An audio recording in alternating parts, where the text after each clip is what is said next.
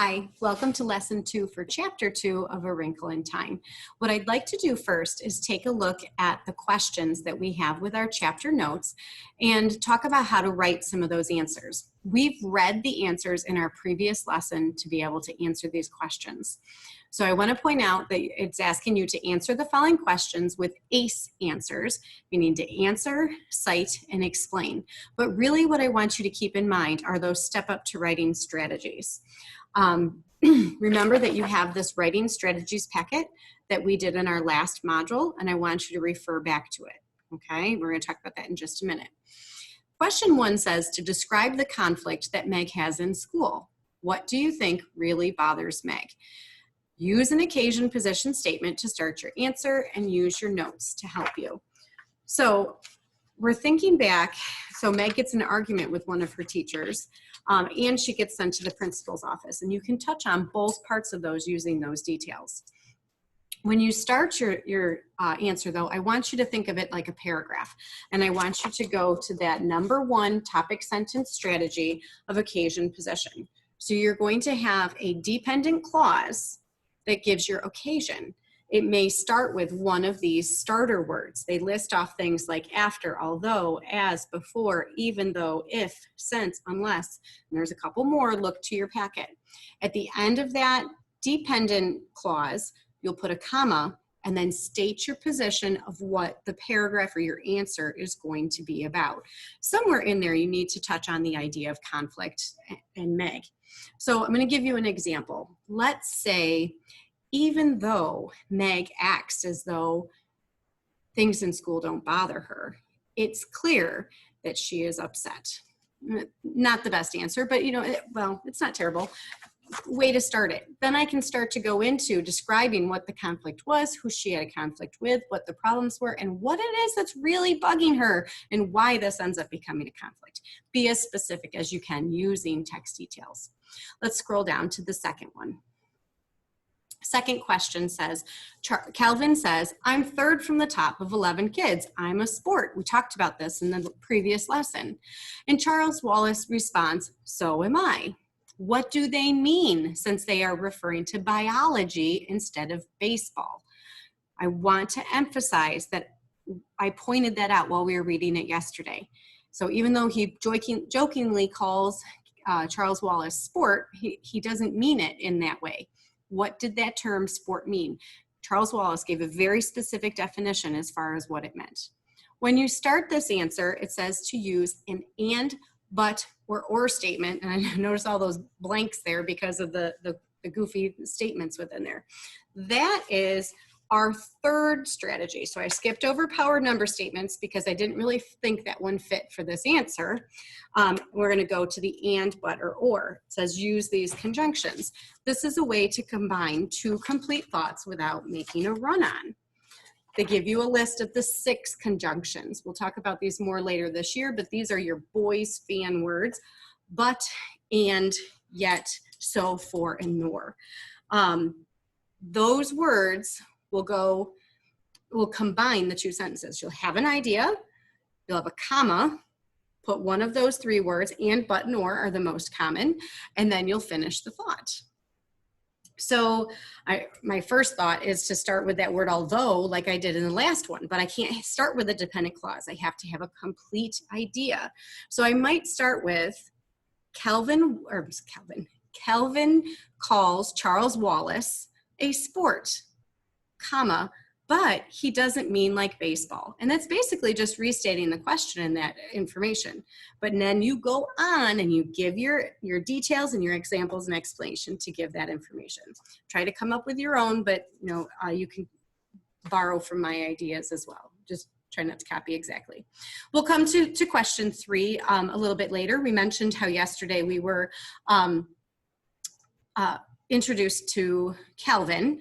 We're going to get another character today before you can go back and use that, and then that takes you back to your power number statement 1. This one makes more sense here, and in my mind I can think of one specific number word you're going to use, but maybe you'll come up with something else. So I'm not going to give an example this time in the hopes that you will come up with your own. All right, let's go back to the book. If you have the yellow book like me, we left off in the middle of the page on page 33, right in that middle after you see I have all my little underlinings there. That was pretty important. If you, however, are in this book, you are actually right at the top of page 40. I actually remembered kind of where that ended. So right at the end of that paragraph on the top of page 40, I had a good little pause and break within your book. Okay, let's keep reading. Hopefully we can maybe finish the chapter today. Charles Wallace looked at Kelvin probingly for a moment. Then an almost glazed look came into his eyes, and he seemed to be thinking at him. Kelvin stood very still and waited. At last, Charles Wallace said, "Okay, I believe you, but I can't tell you. I think I'd like to trust you. Maybe you'd better come with us and have dinner." "Well, sure, but what would your mother say to that?" Kelvin asked. "She'd be delighted. Mother's all right. She's not one of us, but she's all right." What does he mean by that? She's not one of us. I think he's talking about that sport idea again. What about Meg? "Meg has it tough," Charles Wallace said. "She's not really one thing or the other. She's not the sport, but she's not normal. I don't know. What is she?" "What do you mean, one of us?" Meg demanded. "What do you mean I'm not one thing or the other?" "Not now, Meg," Charles Wallace said. "Slowly. I'll tell you about it later." He looked at Kelvin, then seemed to make a quick decision. "Okay, let's take him to meet Mrs. Whatsit. If he's not okay, she'll know." He started off on his short legs toward the dilapidated old house. The haunted house was half in the shadows of the clump of elms in which it stood. The elms were almost bare now, and the ground around the house was yellow with damp leaves. The late afternoon light had a greenish cast which the blank windows reflected in a sinister way. An unhinged shutter thumped. Something else creaked. Meg did not wonder that the house had a reputation for being haunted. A board was nailed across the front door, but Charles Wallace led the way around to the back. The door there appeared to be nailed shut too, but Charles Wallace knocked, and the door swung slowly outward, creaking on rusty hinges.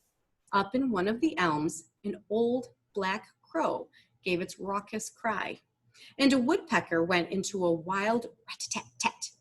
A large gray rat scuttled around the corner of the house, and Meg let out a stifled shriek.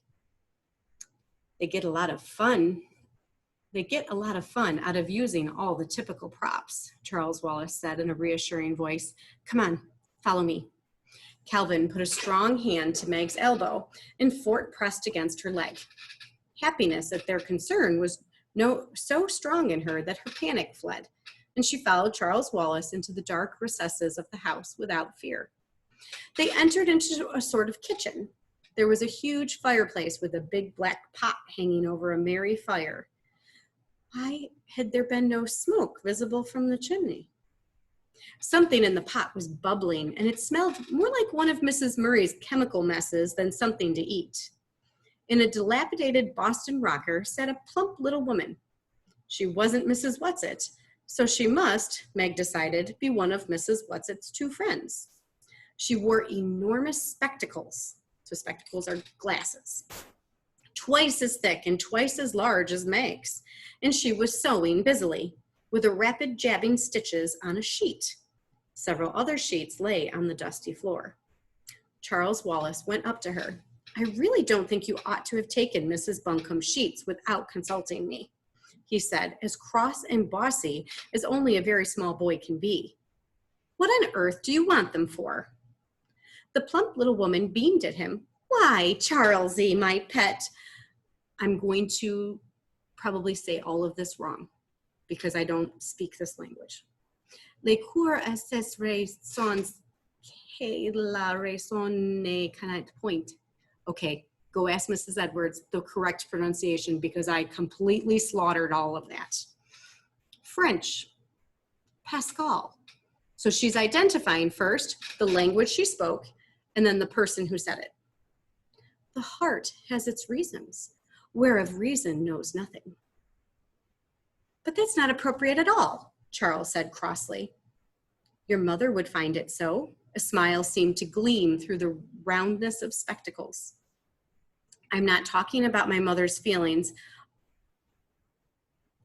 about my father, Charles Wallace scolded. I'm talking about Mrs. Buncombe's sheets. The little woman sighed. The enormous glasses caught the light again and shone like an owl's eyes. In case we need ghosts, of course, she said. I think you'd have guessed. If we have to frighten anybody away. What's it thought we ought to do it appropriately. That's why it's so much fun to stay in a haunted house. But we really didn't mean you to know about the sheets. German. In flagrante delicto. Latin. Caught in the act. English. As I was saying. So she said the same thing 3 times. She probably pronounced them correctly. And she identifies the language after each thing she's saying. As I was saying. But Charles Wallace held up his hand in a peremptory gesture. Mrs. Who, do you know this boy? Calvin bowed. Good afternoon, ma'am. I didn't quite catch your name. Mrs. Who will do, the woman said. He wasn't my idea, Charlesy, but I think he's a good one. Where's Mrs. Whatsit? Charles asked. She's busy. It's getting near time, Charlesy. Getting near time. Ab honesto virum bonum nihil detect. Seneca probably destroyed that too. Let me know, those of you that speak Seneca. Nothing deters a good man from doing what is honorable. And he's a very good man, Charlesy, darling. But right now, he needs our help. Who? Meg demanded. And little Megsy, lovely to meet you, sweetheart. Your father, of course. Now go home, loves. The time is not yet ripe. Don't worry, we won't go without you. Get plenty of food and rest. Feed Kelvin up. Now off with you. Just to taste sort of fides. Latin again. Of course, faith is the sister of justice. Trust in us. Now shoo. And she fluttered up from her chair and pushed them out the door with surprising power. Charles, Meg said, I don't understand. Charles took her by the hand and dragged her away from the house. Fortinbras ran on ahead, and Kelvin was close behind them.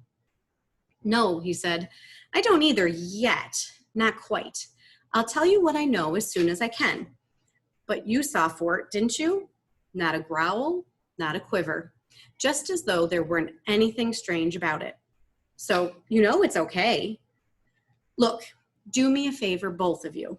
Let's not talk about it till we've had something to eat. I need fuel so I can sort things out and assimilate them properly. There's our 3rd vocabulary word, but let's finish the paragraph before we talk about it. Lead on, moron, Kelvin cried gaily. I've never even seen your house, and I have the funniest feeling that for the first time in my life, I'm going home. Okay, that is the end of the chapter. So we know that assimilate in the yellow book is on page 37. In the other book, hopefully you know what page you're on. Take a look. It should be hopefully page 44. So he needs to eat so that he can assimilate these things together, kind of figure out how all these pieces go together. How do they fit together? But look up the definition so that you have a clearer one. So let's talk about it just a little bit. Mrs. Who is just as strange as Mrs. Whatsit, and she talks as silly, if not sillier, than Mrs. Whatsit did. Mrs. Who keeps talking in different languages, and she's quoting other people. We're going to find out more about why she does that as we continue on. That's part of her character, and I know a lot of times students don't like it at all. But as we get used to her, we're going to start to understand why she does that, and I don't want to take the time to explain that now because I want you to try to assimilate all this information together yourself without me doing it for you. So I want to remind you, so Kelvin just kind of showed up. He had a feeling, I need to come here, I need to be here with you. Charles Wallace decides, okay, I think you're supposed to come. They go meet Mrs. Who. Hey, Mrs. Who, do you know him? I didn't pick him, but he's a good choice. So He's supposed to be there. Somebody chose him to be there. We're going to find out why. And already he seems to fit in. He seems to be part of the family. He's excited to go home. We're going to learn more about him later. Remember, we got a little bit of a description of him at the beginning, physical and character-wise. And then our second character that we met that you're going to describe as Mrs. Who. So just briefly, I'm going to take a peek back at our chapter 2, make sure we understand what we need to do to finish. We talked about this third question. You're going to introduce both. When you use a power number statement, pick a number that would be appropriate for the characters that you're introducing. You need to give a detail and explanations of each. And I'm not sure if I gave you enough lines for you to do all these. And if you're handwriting them, just make them fit if you need more room. If you're typing them and you're going to submit them into Teams, one of the things that you might want to do, and I might even do in the future, is delete all of these lines and just type your answer in. Each answer should be a minimum of 5 sentences. Ideally, I'd like to see more. So they're not short answers. These are going to be longer answers. And that is the last one. And I can guarantee you this is not enough lines for you to answer about 2 characters. But that is all we need for this lesson. You need to now wrap it up and work on it at home. And I will see you again for chapter 3. Have a great day.